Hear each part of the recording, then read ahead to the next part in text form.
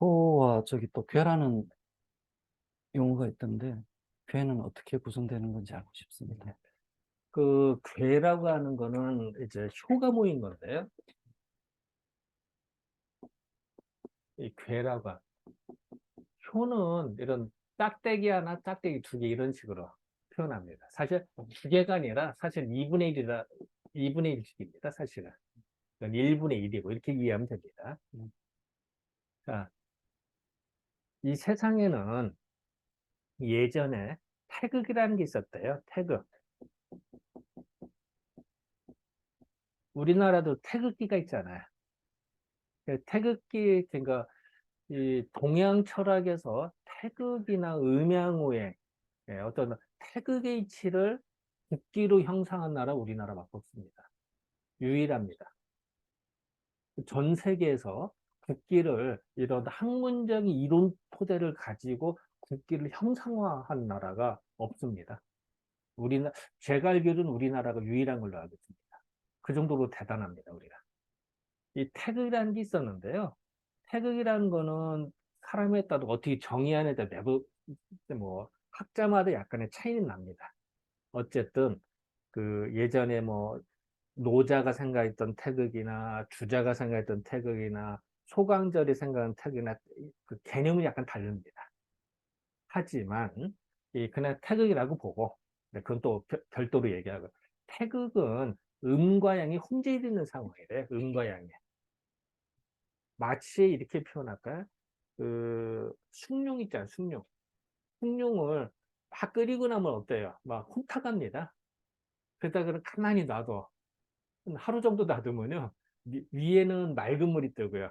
밑에는 그 예, 탁한 거. 그래서 그 곡기라고 합니다만 이렇게 뿌연하게 밑으로 가는 게 층이 분리가 됩니다. 마찬가지로 태극이라는 것은 음과 양이 혼재되어 있는 상황이래요. 그게 분리가 된대. 시간이 흐름에 따라서. 정리정돈이 된다고 할까? 아니면 분리가 된다고 할까요? 흙탕물이 뭐, 흙탕물이 있지만 시간이 오래되면 맑은 물과 밑에 진흙으로 뻘로 이렇게 구분이 되듯이. 그래서 구분이 돼서 딱 나타난 것이 양과 음으로 나타났대요. 그래서 요거를 양과 음으로 나타났으니까 이거를 양이라고 그랬대. 음과 양. 그런데 세상에는 예를 들어서 낮과 밤이 있다고 봅시다. 그러면 낮에도 보면은 펀하지만 아침도 있고 한낮도 있고 저녁때도 있잖아요. 그럼 뭔가 그 안에도 양 속에서도 구분을 해야겠다는 생각이 든 거예요. 예를 들어서 뭐 남자와 여자가 있다고 봅시다. 그러면 여자 중에도 보면은 성격이 괄괄하고 뭐 남자 성격 있는 사람도 있고요. 또 여성스러운 사람도 있고 또 남자 중에도 보면은 괄괄한 남자도 있습니다만 좀 더 소심하고 뭐 조심성이 많은 남자도 있습니다. 동물의 세계도 그래요.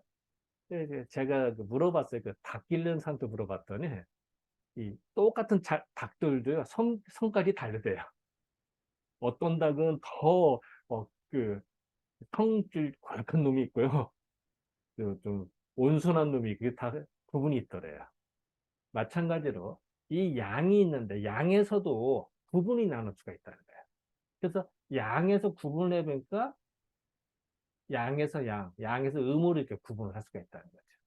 또 음에서 양, 음에서 음이 이렇게 구분하는.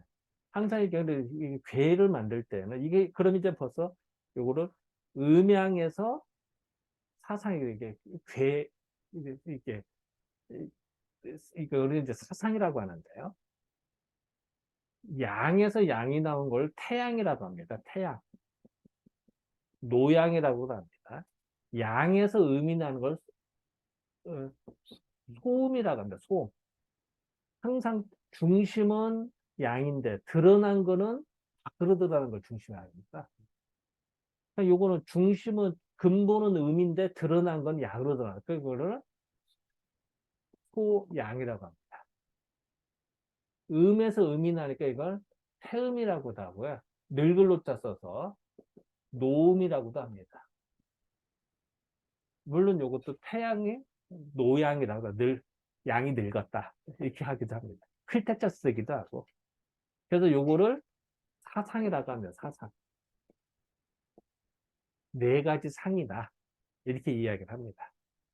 그런 다음에 이렇게 나눠졌지만 이 안에도 또 나눠질 거 아니에요. 계속 나눠집니다. 그러면은 요 태양에서 또 양이 나오고 태양에서 음이 나오고 이럴 수도 있잖아요.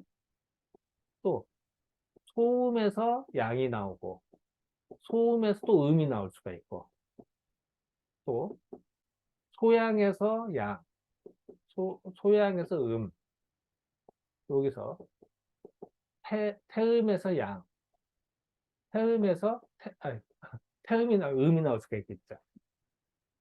그러면 이제 2개에서 4개, 4개에서 8개가 됐잖아요. 그럼 요때부터는 괴라고 표현합니다. 괴. 자, 여기는 양이라고 하고 음과 양이 효. 그 다음에 이걸 사상이라고 하고요. 그 다음에 이거는 괴라고 합니다. 8개는 8괴라고 하겠죠. 사상은 그런 괴도 아니고 효도 아닌 셈. 그렇죠. 별도인 거죠. 이거는 사상인 거죠. 상. 우리가 상이라고 하면요. 어떤 이미지와 그 컨셉입니다. 예를 들어서, 우리가, 어떠한 느낌의 큰 카테고리를 묶을 수 있는 상입니다. 상. 그래서 어쨌든 그것도 나중에 기회 되면 더 얘기하도록 하고요. 그래서 이 사상에서 8개가 나오는데요. 요거를 양요가 3개니까 건괴라고 하고요. 요거를 택괴라고 하고요. 이게 용어를 붙인 겁니다. 그냥. 이거 리괴라고 하고요. 리괴. 이거는 진괴. 이거는 손괴. 이거는 감괴. 이거는 간괴. 이거는 곤괴. 이렇게 이름 붙였습니다. 근데 이 중에서 건괴, 리괴, 감괴, 곤괴는 매우 중요합니다. 그래서 우리 태극기에 보면 4개의 괴가 태극기 있잖아요. 이제 그거는 이제 또 나중에 기회 되면 얘기하겠습니다만 어쨌든 이제 그렇게 표현을 하는 거죠. 그 다음에는 이제 또 여기서 또 나눌 수 있겠죠.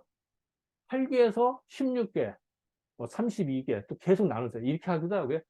이게 8개에서 64개로 그러니까 8개에서 64개로 88 곱하기 64로 간다라는 주장도 있고요.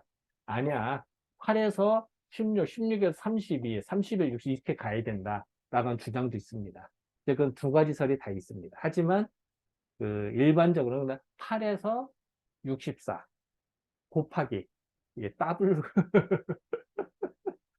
왜냐면은 여기에서 건괴가 있다고 봤을 때 효가 하나 더 있다. 이걸 괴라고 하기는 애매하잖아요. 4개의 괴. 4개의 효를 괴라고 표현하지는 않습니다. 즉, 6개가 완성이 돼야 괴라고 표현하거든요. 그렇기 때문에 요거 8개에서 16개, 30개 이런 주장은 설득력이 여기서 약간 떨어집니다. 근데 또 이것도 일리는 있습니다. 이것도 이제 나중에 기회 되면 얘기하도록 하고요. 어쨌든 그래서 이 괴라고 하는 건 결국은 여기서 8개, 64개 또 뭐 무수히 많은 괴로 나눌 수가 있어요. 또 뭐 64 곱하기 63은 더 많아지겠죠. 그죠? 그건 뭐 엄청나게 그래서 괴라고 하는 천차만별로 나눌 수가 있다. 다시 말하면은 삼라만상 이치를 태극에서 음양이 나오고 사상이 나는데 사상은 전체는 카테고리입니다. 그 다음에는 다 괴라고 표현합니다. 그렇기 때문에 사람도 마찬가지로 10,000명이면 10,000명이 다 다릅니다. 그죠? 괴도 다 다른 겁니다, 사실은. 다만 그걸 다 설명할 수 없으니까 대표적인 걸 모아서 뿌려서 64개로 표현하는 겁니다. 적게는 8개를 설명하고요. 넓게는 64개를 설명하는 거예요. 물론 그걸 더 하면 더 나눌 수도 있겠죠. 하지만 그냥 다음은 너무 복잡하니까 대표적인 것만 얘기한다. 그래서 다시 말하면 여기서 이제 괴다. 물론 각각을 다 설명해도 이것도 엄청난 시간이 걸립니다. 그건 나중에 기회 되면 얘기하도록 하고요. 어쨌든 그 효와 괴다. 그럼 효가 모여져서 괴가 된다. 그렇기 때문에 요거를 소성괴라는 소성괴. 팔개는 소성괴. 그렇죠. 8개는. 조그만 게 모여서 이루어다. 8개. 16개는 대성괴라고 합니다. 크기 모였다.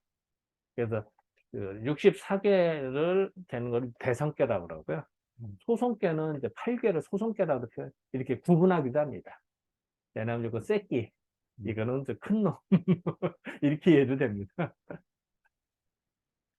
그래서 어떤 사람이 이렇게 하죠. 이 8개를 공부를 다 하면은 그 주요 공부 기본이 다 된 거다. 이렇게 말하는 분도 계십니다. 뭐 다 가능한 얘기라고 보여요. 어쨌든 이 괴라고 하는 거는 그 천차만별로 나눠지는 게 양상이다. 이제 그런 것들을 이제 총칭해서 말한다라고 봐야 될 거예요.